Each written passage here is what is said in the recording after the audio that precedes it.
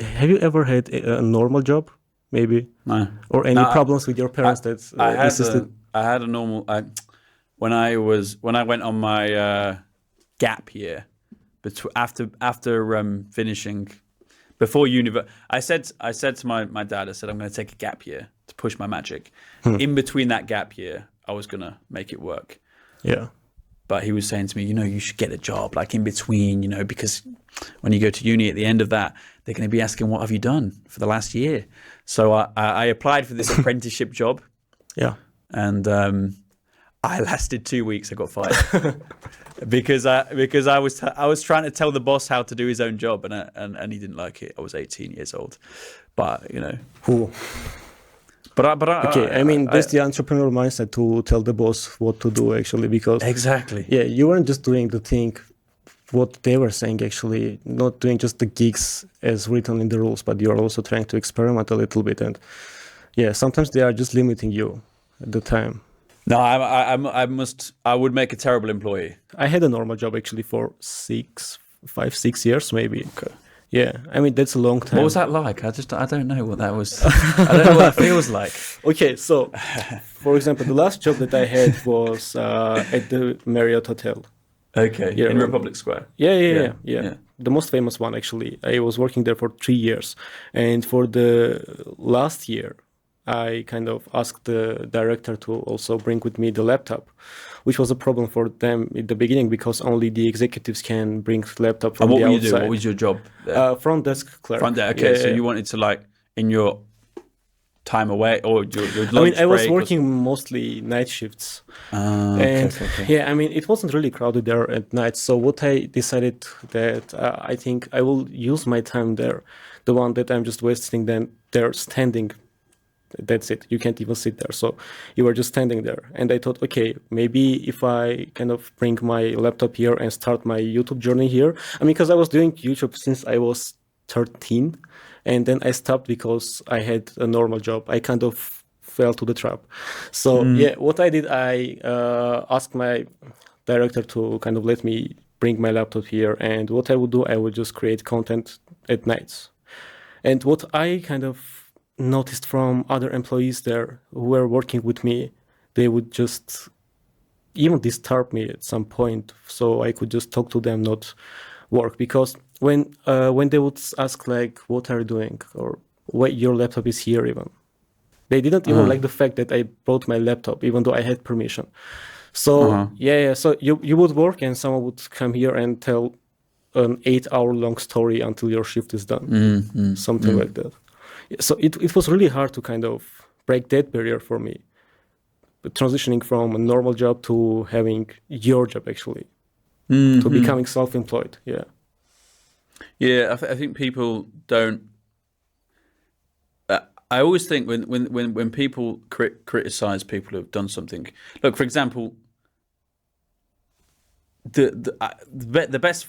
my most favorite phrase that I like to debunk is like people who say money doesn't make you happy, and the only reason I've not heard the only rich people who say that are the people trying to like keep the other people poor. They're just like, you know what? Yeah, money won't make you happy, peasants. Like. Okay, like you're a billionaire, but you're okay. So give your money away to me. Okay, fine. You don't want to. Okay, so people say something like that, but when you see someone who hasn't got much money saying, "Oh, you know what? Look at him. He's got money, but he's not happy," or something like that. Money doesn't make you happy.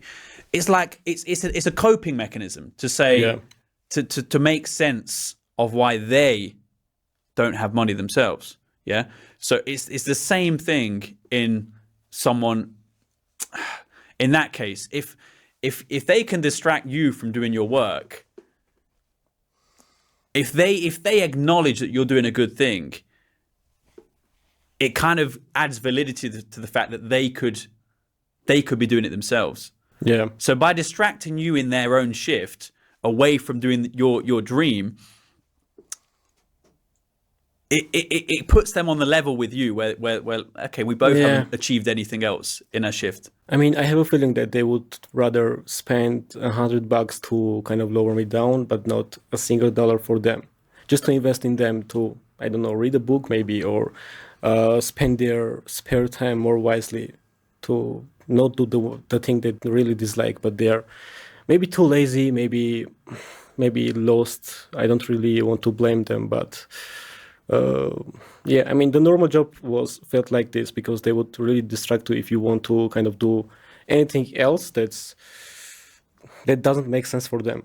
But the beauty of this is these are all gifts for us, right? Yeah. Because at the end of the day, you've had success after that.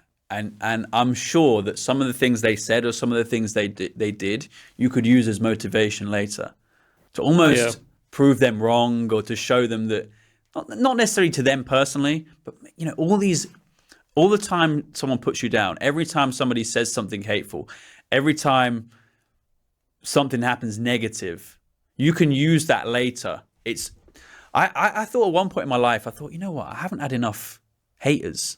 You know, I was thinking about it. I thought, you know what, I would have loved to have had a teacher at school who was like, you're not going to amount to anything, Luca. This magician thing's a load of bullshit. You're not gonna amount to anything. You're going to be working. I wish somebody had said that to me, because that would have been such enormous motivation. I don't think I've had enough of that.